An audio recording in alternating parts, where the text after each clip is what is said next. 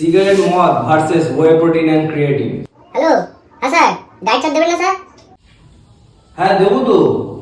হ্যাঁ স্যার, আমি কিন্তু মদ আর সিগারেট ছাড়তে পারবো না। আচ্ছা বলছি, প্রোটিন, ফাইবার আর ভিটামিনস কিন্তু তোমার খাবারের মিলের মধ্যে বাড়াতে হবে। আর হ্যাঁ অবশ্যই একটা জরুরি কথা, ওয়ে প্রোটিন আর ক্রিয়েটিন এটা কিন্তু তোমার ডায়েটের মধ্যে অ্যাড করতে হবে, ঠিক আছে? ও বাবা, না না, আমি প্রোটিন খাবো না, ও আমার লিভার খারাপ হয়ে যাবে। আর ক্রিয়েটিন তো আমি খাবোই না, আমি শুনেছি কিডনি খারাপ হয়ে যাবে। বাপরে, কি? सारी उम्र मैं जो कर जा बड़े यार। হ্যাঁ আমি ইউটিউবে অনেক ভিডিও দেখেছি।